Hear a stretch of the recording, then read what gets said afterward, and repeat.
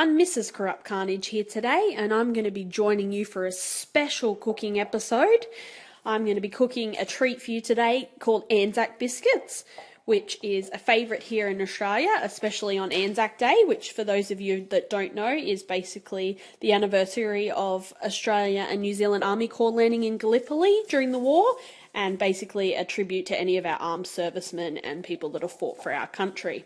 So I've got my ingredients all lined out here for you. I'm going to go through those now. So we've got some rolled oats, and for this recipe we're going to be using a cup of those. We've got some desiccated coconut, which is going to be 3/4 of a cup.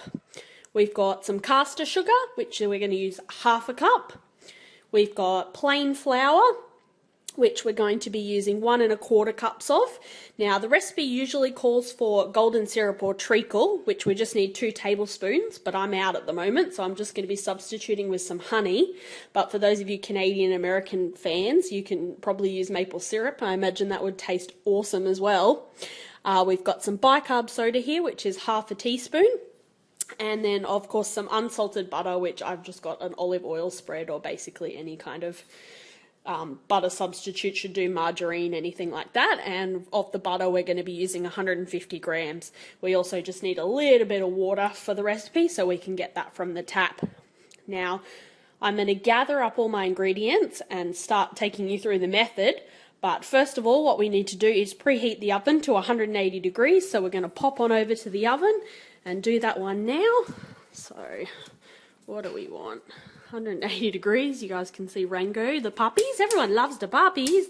Just popped his tail in front of my video. And switch that one on. Right, I'm going to grab these ingredients and pop them together and take you through how to do this bad boy. Here we are. I've got all our ingredients up ready to go.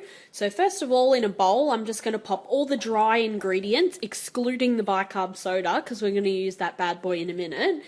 So we're just going to pop those aside for a second. Then what we're going to do is in a saucepan, we're going to pop our golden syrup, treacle or substitute, and our butter. And what we're going to do is we're going to pop those onto the stove on low heat and stir until melted. So we're going to take that over there now. Pop that one on low heat.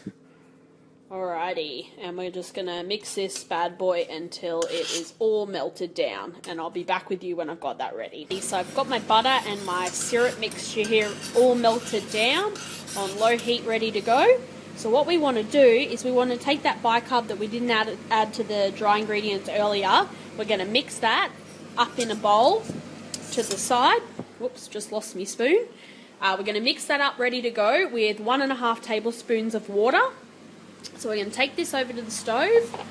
We're just going to take this one off the heat because the mixture is going to bubble and stir when we add the bicarb soda to it. So we're going to take the saucepan off the heat.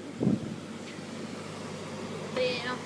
And we're going to add this mixture to it and stir through, and then I'll pop back with you when I've done that. I've got my mixture here with my butter and my syrup, and now I've added the bicarb and the water to it. And what we're going to do now is add this to the dry ingredients. So we're going to take this back over here where we've got our dry ingredients, pop that one in the bowl, and then we're going to grab a wooden spoon and just mix this one all up until it's all combined. So I'll pop back with you when that's all done. Alrighty, so I've got my wet and my dry ingredients all mixed up here together in a bowl. Now with this recipe you do want a slightly sticky mixture, and what we're going to do is roll these into balls and place them in the oven ready to bake. If your mixture is a little bit too wet, you can add some extra flour to it, just little bit by little bit until it gets a bit more dry. So what we're going to do is I'm going to roll these up into balls.